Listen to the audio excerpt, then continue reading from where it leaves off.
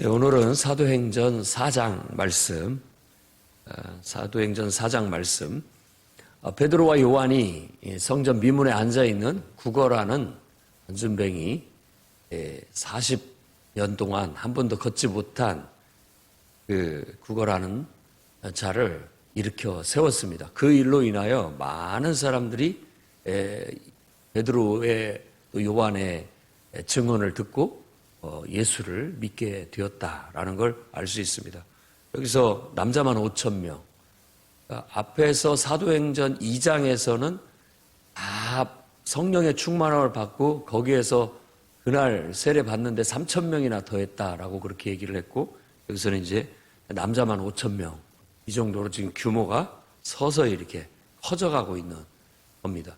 그러니까 사도행전 1장 8절에서 오직 성령이 임하면 너희가 권능을 받아서 예루살렘 온 유대 사마리아 땅끝까지 이르러 내 증인이 되리라 라는 말씀처럼 이렇게 서서히 규모 면에서도 커지고 있고 지역적으로도 넓어져 가게 되는 그런 모습을 보이게 됩니다. 이 모든 것들이 사도들이 막 하는 것 같지만 그 안에서 역사하시는 성령의 능력이 그런 역사들을 일으키고 있다는 걸 알아야 되겠습니다. 이것을 지켜보던 또 이제 대제사장 당국자들, 보통 우리가 이제 당국자들이라고 얘기합니다. 어떤 지도자들, 정부 이런 입장이라고 볼 수 있죠. 그들이 봤을 때는 이게 심상치 않은 일로 보이게 되었던 겁니다. 그래서 이 베드로와 요한을 잡아들였습니다. 그래서 감옥에 가두었어요. 왜냐하면 그들에게 죄목이 있다면은 예수 안에 죽은 자의 부활이 있다 가르치고 전한 것 때문에. 그러면 왜 이 사람들은 그것에 대해서 두려움을 느끼고 왜 그런 말들을 전하는 걸 못하게 하느냐. 이게 참 이상한 일입니다. 아무튼 대제사장들의 입장에서 봤을 때는 얼마 전에 예수라는 자기들이 봤을 때는 신성 모독을 했던 그 한 인물을 제거를 하는데 혈안이 돼서 그를 제거했어요. 근데 그 예수가 다시 살아났다, 부활했다라는 흉흉한 소문이 돈다고 생각을 했고, 또 그 예수를 믿는 자는 이제 다 그와 같이 예수 안에서 부활을 얻게 될 것이다라는 그런 메시지를 전하는 그의 제자들이 아주 눈에 가시처럼 보였다라고 볼 수가 있겠습니다. 그래서 그들을 잡아들이게 됐고 감옥에 가두었고 공회를 열었습니다.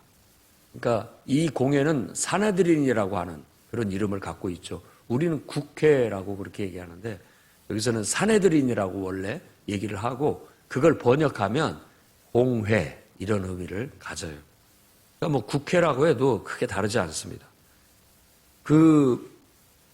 유일하게 왕도 없고 아무것도 없지만 로마가 유대인들에게 인정하는 건 그 공회예요.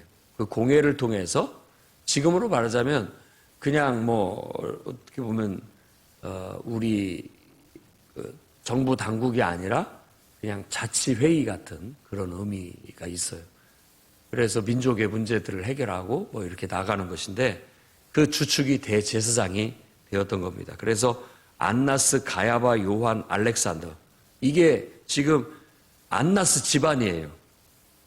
가야바는 그 사위라고 요한복음에 그렇게 얘기를 하고 있고, 요한과 알렉산더는 대제사장을 지냈던 아들들이라고 해서 그 집안이 다 보인 거예요.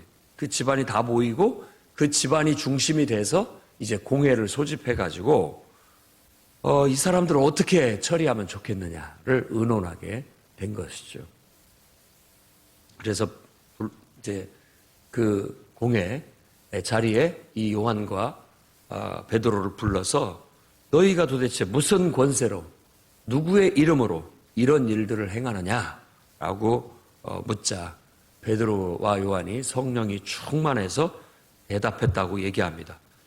너희가 묻는 것이 이 병자가 어떻게 구원받았느냐라고 묻는다면 분명하게 말할 수 있다. 너희가 십자가에 못 박고 하나님이 죽은 자 가운데 살리신 바로 나사렛 예수, 그리스도의 이름으로 이 사람이 오늘날 이렇게 건강하게 되어서 걷고 뛰고 하나님을 찬양하게 됐다라는 얘기를 담대하게 얘기를 합니다.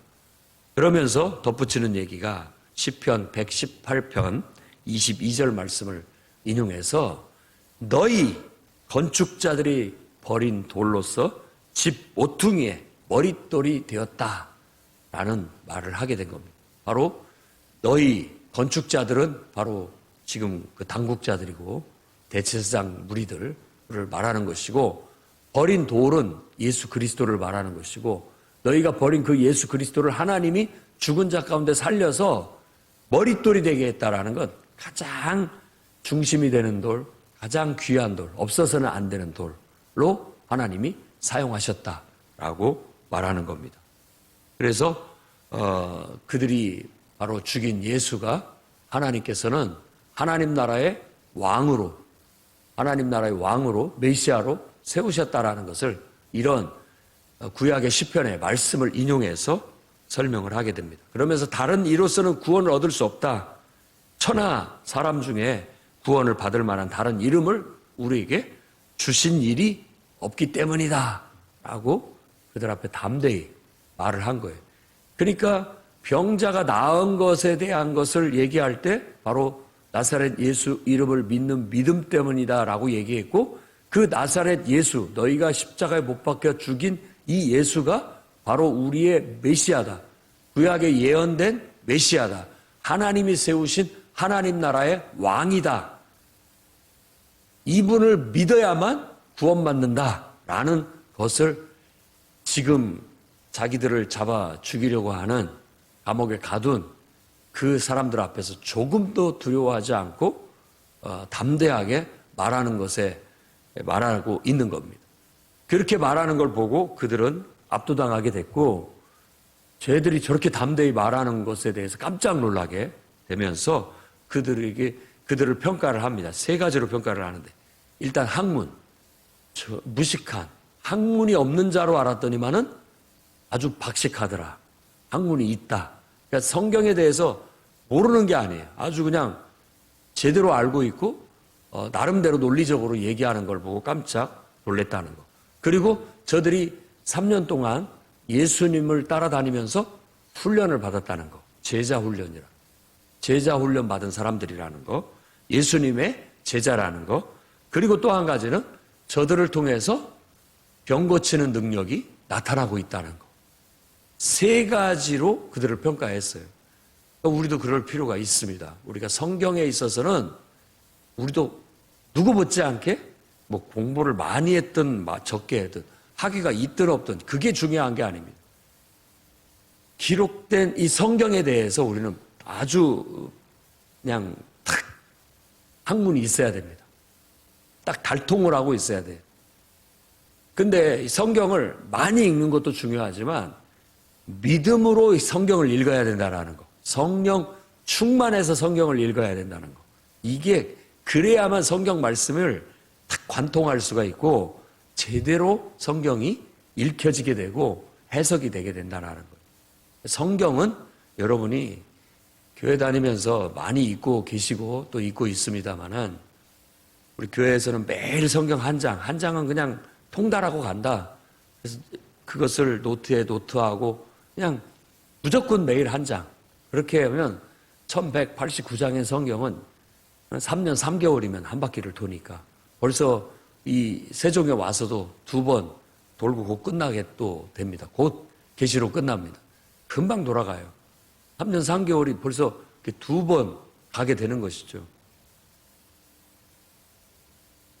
그렇게 해서 늘 성경을 읽다 보면 성경이 구약과 신약이 이렇게 서로 연결되고 옛날에 봤던 성경이 지금도 딱 연상이 되고 이러면서 성경이 예수를 믿는 믿음 안에서 잘 해석이 되고 아구가 맞고 짝이 맞고 또 그런 것들을 마음속에 이렇게 담아두다 보면 기도할 때마다 하나님의 성령이 우리 안에 그 말씀들을 막 떠오르게 해주시고 그 말씀을 사용할 수 있게도 만들어 주신다는 거예요. 그게 바로 성령의 검이라고 말할 수 있어요. 그리고 여러분이 정말 제자 훈련을 받으셔야 됩니다. 그건 그냥 되는 게 아니에요. 이 사도들도 예수님과 함께 3년 동안을 했어요. 그래서 우리도 그 MDB라고 해서 이제 목회자가 될 수 있는 그런 과정을 3년 과정으로 하게 합니다. 특수 목적 대학원이죠. MDB라는 말은 그런 뜻입니다. 신성한 대가가 되기 위해서, 목회자가 되기 위해서는 적어도 3년은 훈련을 받아야 된다. 어떤 그런 의미에서 3년간을 교육을 받게 하는 겁니다. 교회 안에서도 여러분들이 체계적으로 예수님이 어떤 분이고 예수를 믿는다는 게 뭐고 예수 믿는 사람들은 어떤 삶을 살아야 되고 어떻게 하나님 뜻대로 살아야 되는지를 체계적으로 배우는 것이 제자 훈련이라고 할 수 있어요. 그 훈련을 받아야 됩니다. 그런 것들을 제대로 받으면 냄새가 나요. 아, 훈련받은 사람이구나. 이게 딱 표시가 난다고요. 가장 대표적인 게 기도하고 날마다 말씀을 묵상한다는 거. 하루도 빠짐없이. 그래서 늘 어떤 일을 결정하거나 어떤 일들을 또 판단하거나 해석할 때 늘 기도 속에서 하나님의 말씀, 기록된 성경 말씀을 가지고 결정하고 판단하고 해석하고 나간다는 거. 딱 보면은 표시가 납니다. 훈련을 받은 사람과 그렇지 않은 사람. 단순하게 그냥 은혜만 받아서 열심을 내는 사람과 이게 딱 체계적으로 틀이 잡힌 사람하고 이렇게 보면 뭐가 틀립니다. 약간의 차이점이 있는 것이죠. 그러니까 지금 이 사람들이 봤을 때도 이 사도들의 모습 속에서 훈련된 뭔가가 느껴지는 거예요. 그리고 그런 어떤 훈련으로 끝난 게 아니라 실질적인 성령의 능력이 그들과 함께 했다라는 거예요. 그래서 그들을 통해서 우리가 다 알고 있고 유대인들이라면 모르는 사람이 없는 성전 미문에 40년 동안을 구걸하던 이 사람이 지금 걷게 됐고 뛰게 되었는데 이거 어떻게 설명할 수 있느냐. 그들을 통해서 하나님이 능력을 나타내신 것. 이런 세 가지 표적이 그들이 주님의 종이다라는 것을 부정할 수 없게 만드는 요소가 되었던 겁니다. 오늘날도 우리가 정말 나를 통해서 하나님이 일하시고 역사하시고 내가 주님의 제자요 주님의 종이요 주님의 일꾼이라는 것이 이런 면에 있어서 우리 가족들이 봤든지 또 친지들이 봤든지 아니면 친구가 보든지 아니면 모르는 사람이 우리를 보든지 바로 이 사람은 뭔가 다르다. 이 사람에게는 성경 말씀의 지식이 있고 이 사람은 뭔가 훈련받은 그런 냄새가 나고 이 사람들 속에는 하나님이 일하고 계시고 역사하신다라는 것을 느낄 수 있다. 이런 표적들이 우리에게도 있어야 된다라는 거예요. 분명하게. 그럴 때 우리가 하나님 앞에 우리가 건강한 신앙을 갖고 있고 주님이 우리를 통해서 일하고 계시고 우리를 잘 쓰고 계시구나라는 걸 검증받을 수 있다라는 겁니다. 여러분들도 그런 신앙으로 나아가시기를 바랍니다. 그러면 담대해져. 담대하게 나가게 되면 우리의 영향력이 미치는데 많은 사람에게 복음이 전해져서 그들이 변화되고 예수 믿게 되는 그런 전도의 역사가 일어나게 될 뿐만 아니라 이렇게 우리를 대적하는 사람들까지도 함부로 할 수 없을 뿐만 아니라 그들까지도 설득시킬 수 있는 그런 능력이 우리에게 나타나게 되는 겁니다. 사도들이 이렇게 담대하게 복음을 전할 수 있고 대적들 앞에서도 자기를 죽이려는 자들 앞에서도 전혀 기죽음 없이 담대하게 나아갈 수 있었던 것은 그들 안에 성령이 충만했기 때문이라고 성경은 우리에게 말하는 듯합니다. 우리가 오늘 정말 성령의 충만함을 받아서 베드로와 요한처럼 그렇게 담대히 전할 수 있기를 바랍니다. 그러자 이들은 더 이상 어떻게 할 수 없다는 걸 알고 의논을 한 뒤에 예수 이름으로 말하지도 말고 가르치지도 말라라는 그런 경고만 하고 내보낼 수밖에 없었어요. 왜냐하면 예루살렘에 있는 사람들이 다 알아요. 이 사람들을 통해서 그 40년 동안 걷지 못했던 이 사람이 걷게 됐다라는 거예요. 근데 이 사람들을 그 제목으로 잡아들일 명분이 없었던 것이죠. 그러니까 예수 이름으로 말도 하지 말고 가르치지도 말라 하고 그들을 내보내게 됩니다. 그러면 그냥 네, 알겠습니다 하고 나가야 되는데 베드로와 요한은 성령이 충만해서 두려움이 없습니다. 이 말은 우리가 깊이 한번 새겨야 됩니다. 19절 말씀에 하나님 앞에서 너희 말 듣는 것이 하나님 말씀 듣는 것보다 옳은지 판단하라. 이게 분명하게 우리도 서 있어야 됩니다. 우리는 하나님 말씀만 듣고 따른다. 이게 우리 신앙의 담대함이에요. 하나님 말씀이면 나는 간다. 하나님 말씀이면 나는 한다. 누가 뭐래도 뭐 방해가 있고 장애가 있고 앞이 캄캄하고 불가능해 보여도 나는 하나님 말씀이기에 그 말씀을 믿고 기도하고 난 돌진한다. 나아간다. 이런 것이 담대함이라는 거. 그게 있어야 됩니다. 그러니까 여러분들도 목사님 제가 이렇게 해야 되겠습니다 라고 말할 때 그냥 여러분 생각이 아니라 기도하는데 하나님께서 내게 그렇게 말씀해 주셨고 내게 응답을 주셨다 라고 믿는다면 그게 하나님 뜻이고 하나님 말씀이면 하는 겁니다. 그게 하나님 뜻이라면 하십시오. 여러분의 결정이 하나님의 뜻이라면 그렇게 하십시오. 정말 그게 하나님이 내게 주신 말씀이고 그거에 의해서 내가 판단을 했고 그것에 의해서 내가 결정을 했다면 그건 하나님 말씀이니까 무조건 해야 됩니다. 무조건 해야 되는 거예요. 그렇게 밀고 나아가는 것이 우리의 신앙이고 그게 바로 우리의 담대함으로 나타나게 되는 겁니다. 그리고 우리는 보고 들은 것만 말한다라고 단호하게 얘기했죠.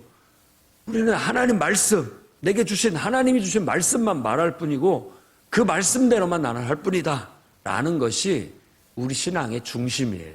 이게 흔들리면 안 되고 이게 흐지부지 돼서도 안 되고 이게 약하면 안 돼요.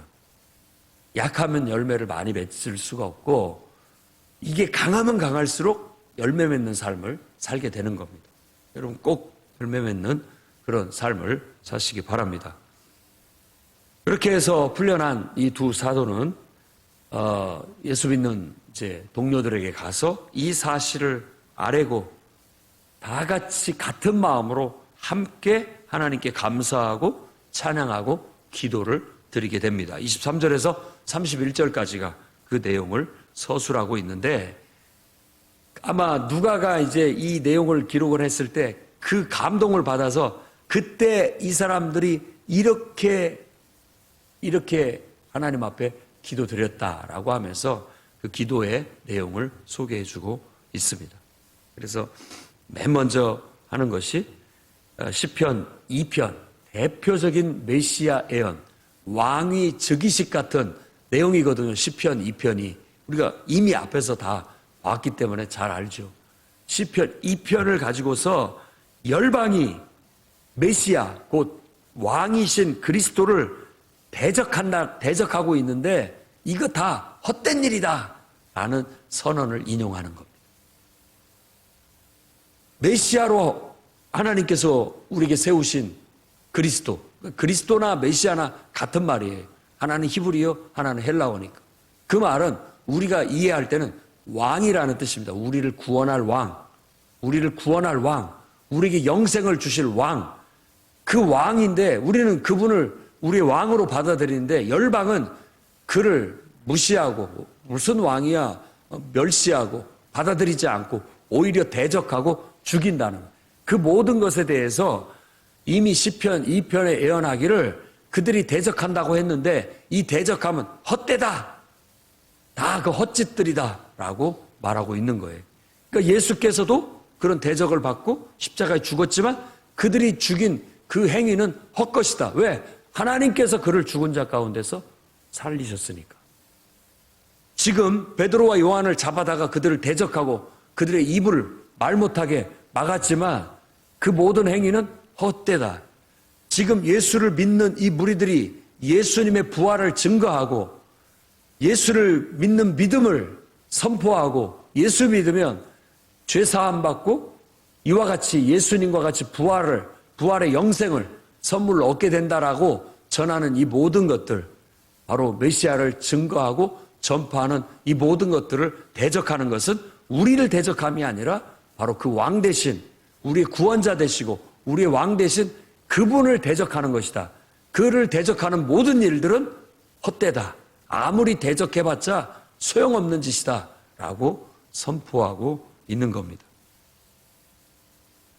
그러면서 이제 기도로 이어집니다. 이제도 담대히 하나님의 말씀을 전하게 하시고, 담대히 하나님 말씀을 아무리 대적한다 할지라도, 방해한다 할지라도, 우리를 감옥에 가둔다 할지라도, 심지어는 죽인다 할지라도 전혀 구람 없이 담대하게 하나님 말씀을 전하게 해달라고 기도하고 있고, 그 다음에 주님이 우리를 통해서 권능의 손을 내밀어 주셔서 우리를 통하여 계속해서 병이 낫게 하시고 표적과 기사들이 나타나게 해주십시오. 표적, 기사, 내나 기적적인 일들을 말하는 겁니다. 의미 있는 어떤 일들이 일어나는 거예요. 의미 있는 일들, 뜻이 있는 일들, 하나님이 살아계시는 것을 느낄 수 있는 그런 기적들과 표적들이 많이 나타나게 되는 거예요. 이것은 내가 능력이 있다 이런 걸 나타내기 위함이 아니라 하나님이 살아계시는 것을 보여주는 표적이고 기사, 기이한 일들이라고 말하는 거예요. 그러니까 이런 것들은 기적적인 일들인 것이죠. 하나님이 살아계시다라는 걸 친히 능력을 나타내서 증거해 주는 겁니다. 그러니까 사도행전은 복음이 전해지기 위해서는 바로 이렇게 성령의 놀라운 능력 행함과 역사들이 함께 나타났어요. 기적을 보기를 원한다면 복음을 전하시기 바랍니다. 복음을 전할 때 기적이 나타나는 거예요. 그냥 나 자신을 위한 것만으로 능력이 나타나는 것보다는 정말 복음을 전해서 하나님의 살아계심을 증거하기 위해서 하나님은 우리를 통해서 역사하시고 일하신다는 거예요. 사도행전은 다 복음을 전하기 위해서 하나님이 능력을 나타내신 거예요. 예수께서도 능력을 나타내시는 것은 하나님의 나라를 증거하기 위해서. 하나님의 나라에는 병든 자가 없다. 하나님 나라에는 죽은 자가 없다. 하나님 나라에는 모든 것이 온전하다. 이런 것들을 보여주기 위해서 기적과 능력들이 나타나는 거예요. 그래서 그 모든 것들을 기사라고 얘기하고 표적이라고 얘기를 하는 겁니다. 우리의 삶을 통해서도 하나님께서 분명히 역사하실 겁니다. 표적을 나타내실 것이고 기사를 나타내실 것이고 여러분들을 통해서 병이 치료받는 그런 역사들을 나타내실 겁니다. 그것은 내가 신령한 사람이고 내가 능력 있는 사람이라는 걸 나타내기 위함이 아니라 하나님이 살아계시고 내가 전하는 이 복음이 진리다, 생명의 말씀이다라는 걸 입증하기 위해서 쓰는 것이라는 걸 잊지 마시기 바랍니다. 그리고 그 두 가지를 위해서 강하게 기도를 드리면서 아주 모인 곳이 진동을 했다라고 얘기하는데, 이 진동을 했다는 얘기나 사도행전 2장에 급하고 강한 바람 같은 소리, 불의 같이 갈라지는 것이 눈에 보이는 것, 똑같은 현상이에요. 성령이 충만하면 사람들의 소리가 우렁차지고, 또 성령이 충만하면 모두가 다 정말 뜨거워져서 마치 그 사람 위에 불이 붙은 것 같이, 각 사람 위에 불이 임하여 있었다고 한 것처럼 불이 붙은 것 같이 막 열정이 생기고 힘이 나고 뜨거워지고 이렇게 되게 되는 겁니다. 그러니까 담대해지는 거죠. 평상시 부끄러움이 많은 사람도, 사람 앞에서 말하는 것을 낯설어 하는 사람도 성령이 충만하면 이렇게 됩니다. 담대히 말할 수 있게 되고 자신 있게 말할 수 있게 되고 확신 있게 말하게 되는 거예요. 왜? 내가 경험한 거, 보고 들은 거, 깨달은 것을 말하기 때문에 주저함이 없고 두려움이 없는 거예요. 지어내고 가식적으로 말할 이유가 없어요. 그냥 있는 그대로를 말하기 때문에 담대한 겁니다. 그들이 다 성령이 충만하여 담대히 기죽지 않고 오히려 더욱더 담대히 하나님 말씀을 전하게 됐다라고 그렇게 얘기합니다. 교회는 이런 모습으로 세워져야 됩니다. 교회가 이런 모습이어야 된다. 다 무기력한 모습에 축축 처져 있고 인간적이고 육신적인 생각에 사로잡혀 살아가는 게 아니라 성령 충만해서 하나님 말씀을 받고 그 말씀으로 사고하고 생각하고 계획 세우고 꿈을 갖고 비전을 갖고 계획을 세우고 실행하는 활발한 그런 작용들이 교회 안에 있어야 교회가 규모적으로도 커지고 하나님의 나라가 확장되어지고 하나님의 말씀이 권세가 있어서 흥왕하게 되는 그런 역사가 일어나게 되는 겁니다. 우리도 이렇게 기도해야 되겠고, 여러분들이 이렇게 기도하면서 충만함을 받아서 내가 먼저 담대해지고, 내가 먼저 하나님 앞에서 막 말씀을 전파하고 전도하고 나아가게 된다면 부흥은 그냥 오는 겁니다. 부흥하기 위해서가 아니라 우리가 하나님 앞에 이렇게 충만하게 바르게 하면 부흥은 따라오는 거예요. 따라오는 겁니다. 부흥을 목표로 가는 게 아니라 부흥은 올바른 신앙 가지고 갈 때 따라오는 그런 열매가 되게 되는 거예요. 그러니 다 같이 은혜를 받고 32절에 37절에는 사도행전 2장 끝부분에 얘기한 것처럼 모든 사람에게 칭송을 받으며 믿는 자가 더해졌다라는 말처럼 똑같은 표현을 여기서도 쓰게 되는 겁니다. 한 마음, 한 뜻, 서로 물건을 통용하고, 이 32절을 잘 봐야 됩니다. 자기 재물을 자기 것이라고 하는 사람이 하나도 없었다. 이런 표현들이 굉장히 중요한 표현들입니다. 그리고 그 뒤에 나와 있는 은혜를 받아. 은혜를 받아가지고 자기 것을 자기 것이라고 여기는 사람이 하나도 없었다. 그럼 누구 것으로 여기느냐? 나를 구원하신 주님의 것. 그러니까 내 인생, 내 모든 소유 다 주님의 것입니다. 주님이 필요할 때, 주님이 원하실 때 언제든지 주님 뜻대로 사용해 주십시오. 내 인생을, 내 몸을, 내 모든 삶을 다 주님께 되어 맡깁니다.